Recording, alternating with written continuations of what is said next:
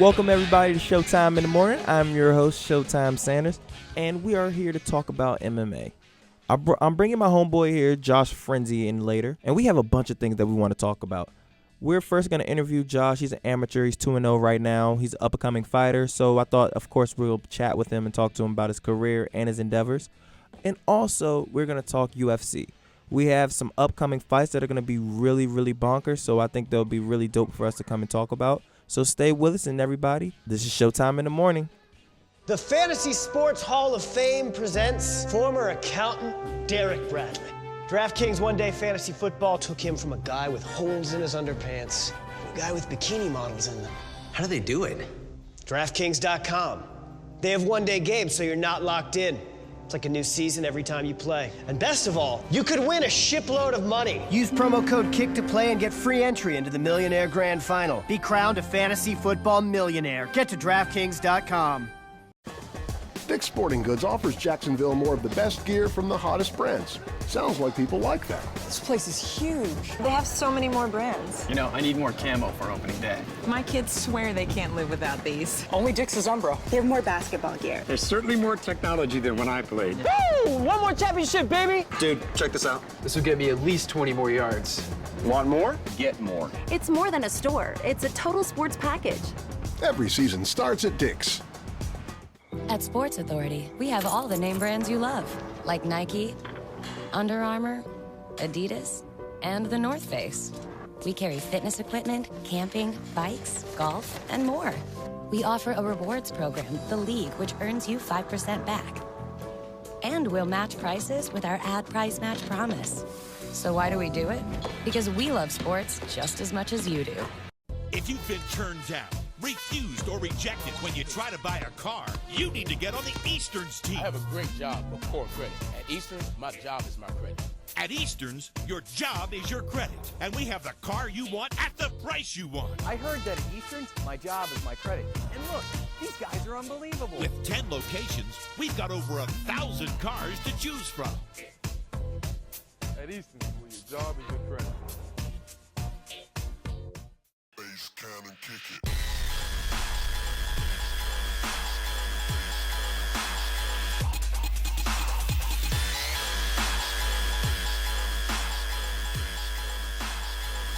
Welcome back, everyone, to Showtime in the Morning. I'm your host, Showtime Sanders, and I have a very special guest with me, and this is one of my homeboys, Josh Frenzy. Frenzy, how you doing, man? I'm doing good, man. Now, Frenzy is a teammate of mine, and he also does mixed martial arts. And you're an amateur right now. I am. And tell them your record. I am 2-0. And how many finishes do you have? 2 finishes, both by TKO finish. Whoop, whoop, TK. So let me ask you a quick question then. How does it feel to, like, actually TKO someone? Because, you know, from a fan's perspective, it's probably different from, you know, actually doing it. Yeah, it's definitely a rush. In the moment, you don't really feel it. In the moment, you're kind of you've established that you have an advantage and you're pushing that pace, and then out of nowhere, you know, the ref comes out of nowhere, stops the fight. You know, it's definitely a great feeling. Yeah, that's pretty dope, man. Like, what was the feeling like your first fight? Because you always hear people, like fighters, when they get in their first fight, they just be like, I was so terrified, they locked the doors. How did you feel the first time you got in the cage? I felt great, actually. I think when I am most nervous when the fight is first announced. It's like 2 months out. My training isn't, like, I'm not in training camp. I'm not as prepared as I am. So then, you know, you get that little extra fear, you know. So you train really hard. So then you've got all that training camp and that time to prepare. So by the time you get to the actual fight, you know, I'm confident. I don't have any worry or any fear, any nervousness in me at all. I'm just ready to go. Now, I'm going to ask you this question like I ask anybody who does MMA. What made you want to do it? Well, I started wrestling in high school, and it was just kind of a progression from that. I started wrestling. I was successful in that. Did some jiu-jitsu. I was successful in that. And I started watching UFC on TV a lot. I became like almost obsessed. I watched like every fight multiple times. And I obviously I just wanted to do it. So I started training at a team back home in New York City. And then when I came down here, the opportunity arose where I could take some fights, and I did. And it was just, it was euphoric in a way. It was almost like your mind is completely turned off, and it's just like your body out there just muscle memory through everything. It's a great experience for sure. So do you plan on doing it as a career? I would say yes. I wouldn't say that it's my sole career. I want to have a job on the side. I'm a criminal justice major, so I'd like to do something with that. But yes, I would definitely like to go pro as soon as I graduate. My plan is to go pro as soon as I graduate, take a bunch of fights, continue being undefeated, win as many fights as I can, obviously get as many finishes as I can. Collect that check. Yeah, start making some bank, and then make it to the UFC. And from the UFC, when you're at that elite level, you got to take it one fight at a time. But long-term goal would be, in the end, I want to open up my own gym once I get my name famous enough that people would want to go there, and just be my own boss and just make my own rules and be my kind of have my own team at my own gym. I think that'd be great. Okay, where are you from? I'm from New York City. So would you want to open your gym in New York? Yeah, I could definitely see myself opening up in New York. I haven't really thought too much about location yet, but I love New York, so I'd like to stay around there for sure. How do you there's a lot of New York fighters, past and present, that have really big legacies. Like, how do you feel coming from that area where it's just so many champions, so much attitude from that one specific area? Yeah, there's definitely a legacy in there. You have Mike Tyson, and then when it comes to MMA, you have John Jones, Rashad Evans, Chris Weidman, and those are just to name a few. There's many more that come from New York that are champions in combat sports. So there's definitely a legacy to to uphold and to live up to. Does that make you feel more so proud? Give you that extra oomph? I'm from New York, man. We build champions. Did you grow up in a nice neighborhood, or was it the opposite? No, I grew up in inner city New York, North Shore. It wasn't the best neighborhood. It wasn't the worst neighborhood either. But my parents worked really hard, and we survived. It's tough in New York, but yeah, I don't think, maybe subconsciously there was a New York attitude thing in my fighting and stuff, but I don't think that really affected my decision to fight. I think it affects my fighting now that I'm in fighting, kind of having a bit of a New York attitude. Man, let me tell you guys about a quick story about Frenzy and his little New York attitude. I remember one time we was at a tournament. Necessarily do not remember the place, but I know we were at a tournament. Frenzy at this point was he didn't speak that much. But I remember he had some pain in his tooth or something like that. I remember him yelling what the heck is happening? And then I think his tooth fell out or something like that. Yeah, what happened was we were at a tournament, I think in Virginia Beach or something like that, and I bit into something. I don't remember what it was, and I had a cracked filling at the time, and it broke the filling and exposed the nerve. And if you can use your imagination, if you ever had dental work done, that's extremely painful. And so we're in the middle of nowhere at this wrestling tournament, so at that point, you just got to suck it up and compete. Thing is, he wrestles so angry. Normally he's just an angry wrestler, and when I say he's an angry wrestler, he will club the person, push him out of bounds. I remember one time he literally had his hands straight up and taunting the guy, basically saying, "Hey, you gonna take a shot? What are you gonna do?" And the guy was just so intimidated by him because he has a very intense look on him. Like I said, he lost the feeling. I mean, and he was in pain. And a normal person probably would just be I don't know, that'll affect my wrestling. This dude turned it up an extra notch, and I felt like he was angry. The fact that he was feeling pain was just nasty the whole tournament against everyone he wrestled. And I was just hey, this guy is something else. What is that? Do you attribute that to your upbringing, your family, from New York? Where do you get that from? I definitely attribute it a lot to my own personal mental state and my own goals. And a lot of people, when they look at wrestling or they look at combat sports, wrestling, fighting, jiu-jitsu, taekwondo, any kind of combat sports, but in particular wrestling and fighting, they like to break it down into different parts. They like to say who's got a striking advantage, who's got a speed advantage, who's got a strength advantage, who's got a power advantage, who's got a technique advantage. That's all nice to talk about, but in the end, none of that matters. In the end, the only thing that matters is toughness. It comes down to how tough you are. In the end, the tougher guy will win every time. So when I go out there to compete, whether it's wrestling or fighting, my goal set, my mind is I just tell myself, you're tougher than him. That's it. You got to just prove that. You have to be tougher. Every single time, you have to be the toughest one out there. And so it doesn't matter if you're in pain or your girlfriend's giving you trouble or financial aid is falling through the roof. It doesn't matter. You can't let outside things affect your mindset. You have to be tougher than your opponent every time. We'll be back with Frenzy, of course, and this time we're going to talk about the UFC and some of the upcoming fights.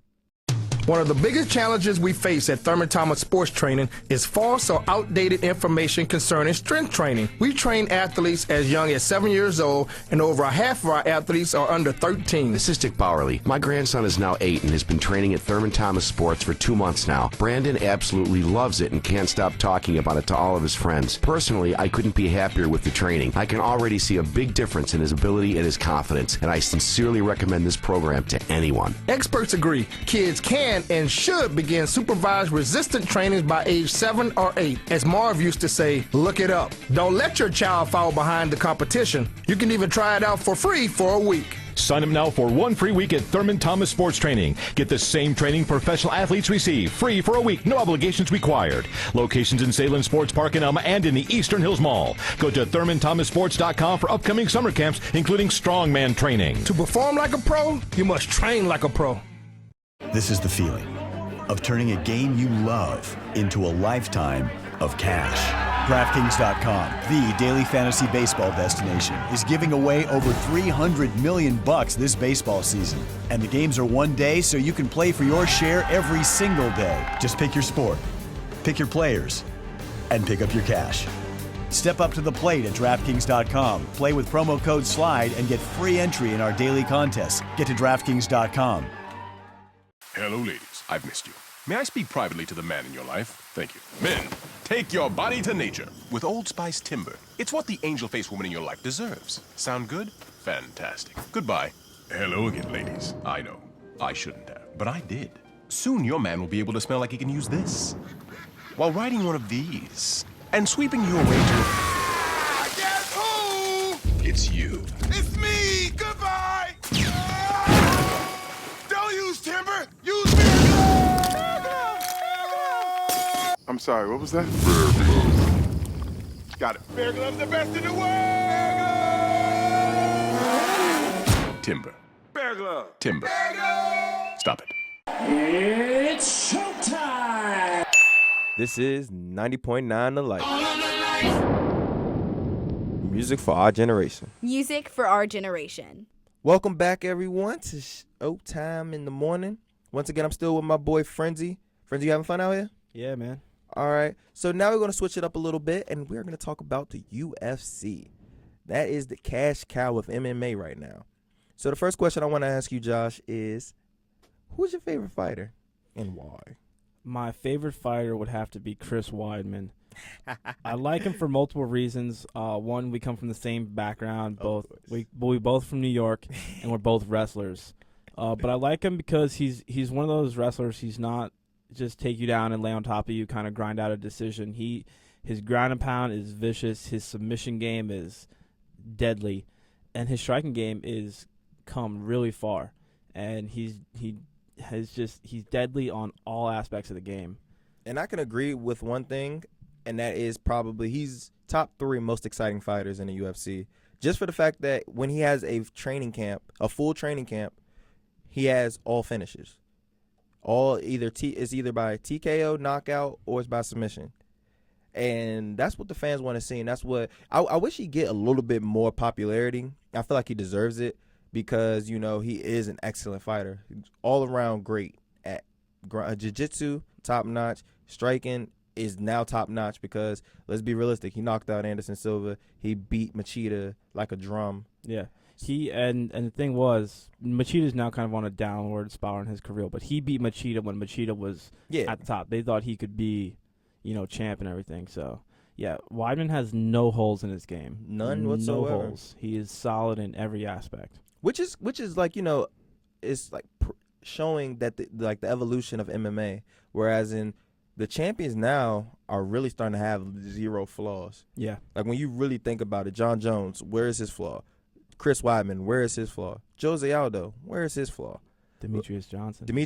Almost all the champs, they have almost no flaws. Exactly. Robbie Lawler is, a monster. But the thing about Robbie Lawler, who is the 170-pound champ, is he has flaws, but he gets over his flaws with his toughness. Yeah. He's just so tough. He has that grit in him, and it just does not allow him to lose. Like his last fight with Rory, he was down in the cards. What was it? He was down 3-1 going into the 5th round. 3-1 going down, and he's the champion. And what does he do? Knocks him out. Like this, he just has that grit in him. That what makes him, like, his flaws cover up. But I think if anybody, if you were to sit there and say who out of all the champions were probably most beatable, Robbie Lawler on a skill basis will probably be my number one, because his striking, while good, he can get knocked out. We've seen it before with Nick Diaz. Yeah, he got knocked out. And he can get taken down. We've seen it before with Johnny Hendricks, and you can grind him out. So it's like he's beatable. It's just the fact that he's just so freaking tough. And so who do you believe is the most beatable? The most beatable champion? Yes, in the UFC. And it's funny because 170, that's your division, right? That is. I would say right now the most beatable champion is TJ Dillashaw. TJ Dillashaw. He's the 135 bantamweight champion. I think he's the most beatable. He's also, I think, the most recent person to hold the belt. The one to win it? In terms Fabricio. of Okay, Fabricio, yeah. I also heavyweight think he's champ, beatable. yeah. But TJ Dillashaw, you know, he's 35 it's a tough division, and he's got Dominic Cruz, the former champ, who's been out for almost 3 years on injury, coming back. And that's going to be a tough fight for him. Really tough fight. So I think he's probably the most beatable. So would you say more so that he's the most beatable, or you think that he's the one that you think is going to lose sooner? Both. Okay.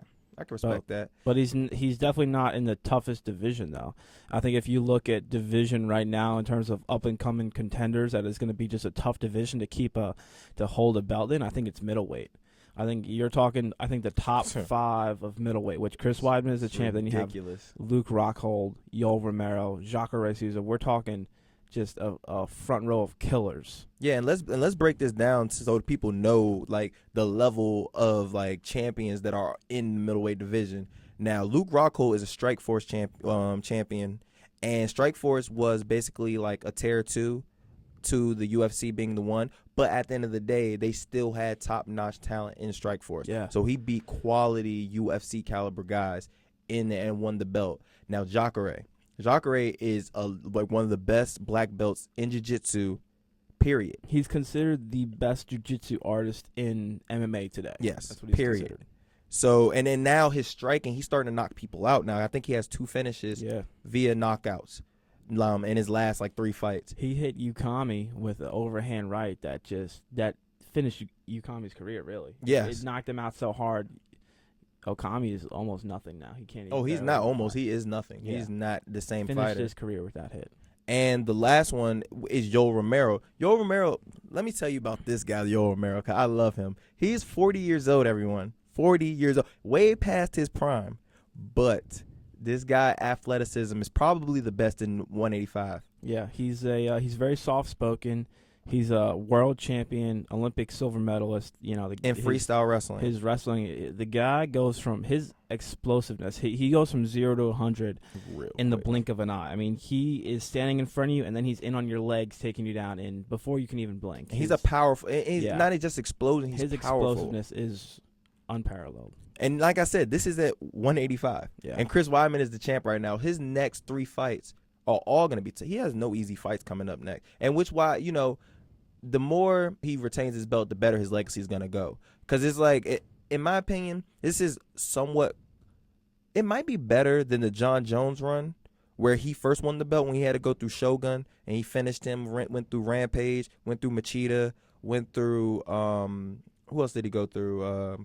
Tip of my tongue. Gustafsson, and Glover. Glover, yeah. It might be as impressive because the level of athletic beasts that are in 185 is ridiculous right now.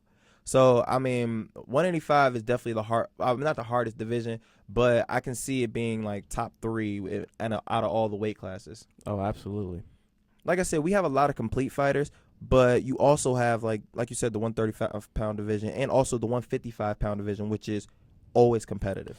Yeah, 155 is so competitive. I don't see anyone in the division good enough to consistently hold the belt. I think the belt is going to change hands probably every year, every other fight maybe. Yes, I feel like that's for some reason it's always been the toughest, but now it's like if you're top 15, honestly, you're capable of holding the belt somewhere. Even the top 15 guys are so close to that belt. Yeah. But the thing is, like, no matter the weight class, and when it comes to like professional MMA, especially in the UFC at that level, the difference between like the champ, like someone like Demetrius Johnson, who's really is just he hasn't even been in danger. He hasn't like lost around in so long. He's just an unstoppable champion.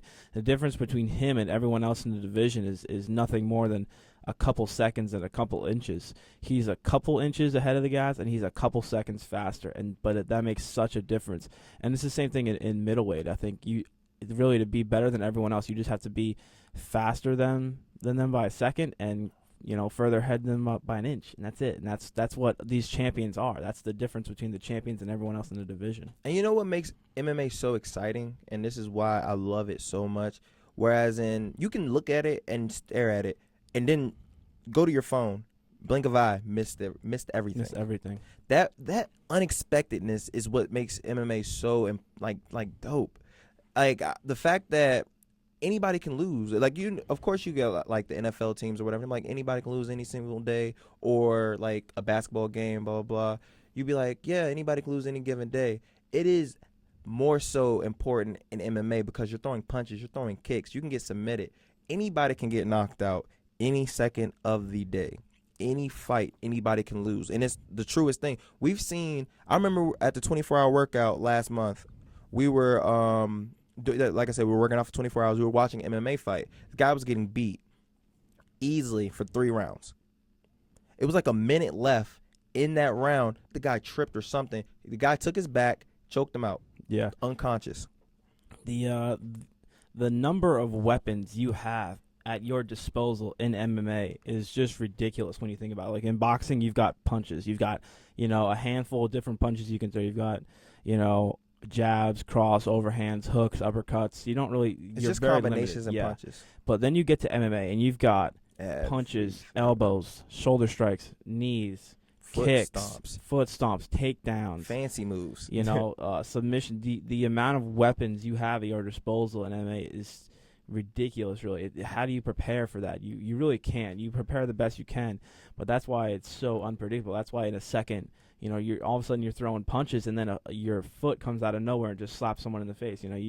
It is unpredictable, and that is why it is so exciting, because you have so many weapons, so many angles of attack. You can get into the situation where it's like this fight's been boring for like 3 minutes. Nobody's done anything, and then it turns to the best fight of your life. It's like the Mark Hunt, this is a heavyweight bout. Mark Hunt versus Bigfoot Silva.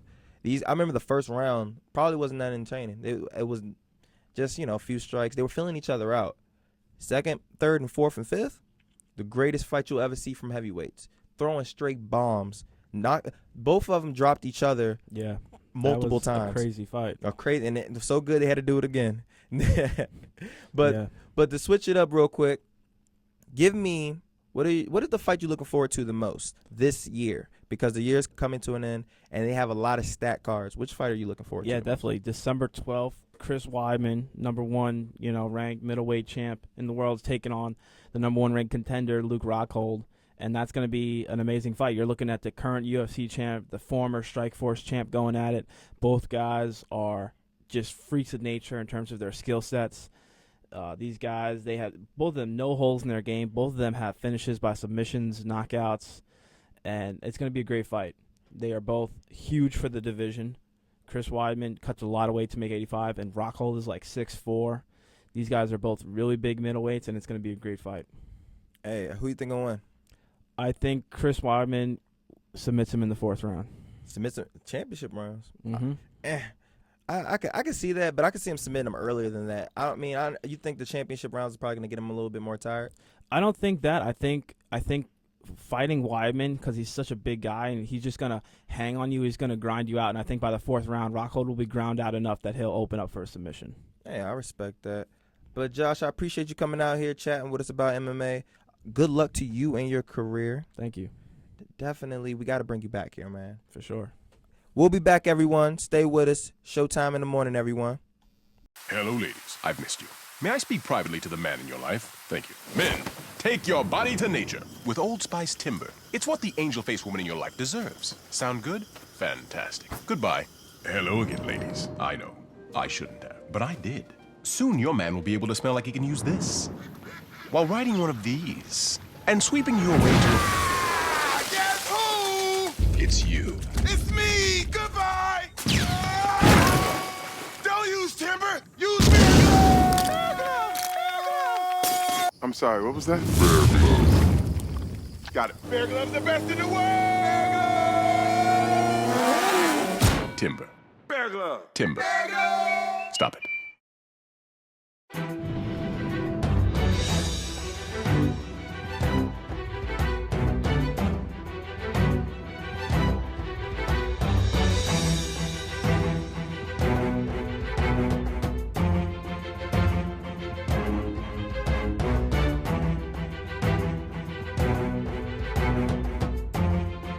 Premier Martial Arts. Get premier results with Premier Martial Arts. The Fantasy Sports Hall of Fame presents former accountant Derek Bradley. DraftKings One Day Fantasy Football took him from a guy with holes in his underpants to a guy with bikini models in them. How do they do it? DraftKings.com. They have one-day games, so you're not locked in. It's like a new season every time you play. And best of all, you could win a shipload of money. Use promo code KICK to play and get free entry into the Millionaire Grand Final. Be crowned a fantasy football millionaire. Get to DraftKings.com. Now it's time for the special segment, Showtime and Friends. Showtime and Friends is the segment where I talk to my friends and I ask them questions. So the questions today is going to be about Ronda Rousey. The two questions will be, 1, what did you think after she got knocked out? And 2, what advice would you give Ronda Rousey after the knockout? This is what they had to say. Enjoy. It's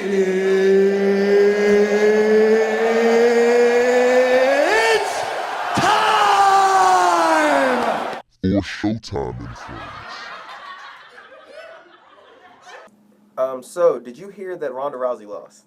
Here. I heard it and I saw it. That was crazy. She got kicked in the face. Like, foot, face. It was crazy. It was wow because, like, she specifically said, I'm not going to get kicked in the face.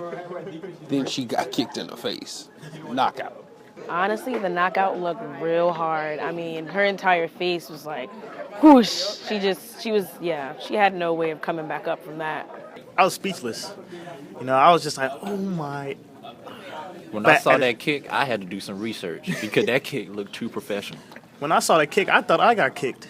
I was like, oh, it might have been the concussion talking, but. Great for Kenya. I said it looked like Shawn Michaels had kicked her with that sweet chin music. I mean, I thought I was watching Dragon Ball Z. I thought it was WWE with that kick. That was too good. It was. What? Did you know she was a kickbox champion? Is she alive? Is Ronda alive? I haven't seen her since. What advice would you give her? Next time, shake your opponent's hand. Do something, because that was crazy. Stay humble and never fight again. I tell her to refrain from getting kicked in the face because those hurt. Those hurt. You know what I'm saying? Those kicks to the faces, you know, those are really detrimental to your health. Don't be cocky. Watch Dragon Ball Episode 1 and finish the whole series. She needs to learn how to bob and weave. Then schedule a rematch.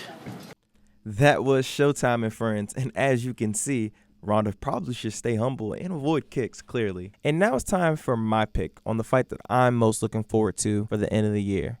And that fight will be Conor McGregor versus Jose Aldo for the 145 featherweight championship in the UFC. Now, I'm going to give you a quick reason why. Striking is outstanding. Both guys are strikers. They both want to take your head out. They both have more than 10 knockouts apiece. And Conor McGregor is the biggest trash talker in the game. And it's pretty easily my choice. If you guys really want to see, YouTube Conor McGregor. You will be amazed by his striking and by his trash talking. Jose Aldo, he hasn't lost in 8 years. That fight is going to be amazing. And I cannot wait to see it. But sadly, that's all we have for you guys. Thank you so much for listening to this show. Once again, follow us on Twitter and Facebook at Showtime in the Morning, our YouTube channel, also Showtime in the Morning. And I appreciate everyone for taking their time out to listen. You all have a blessed day.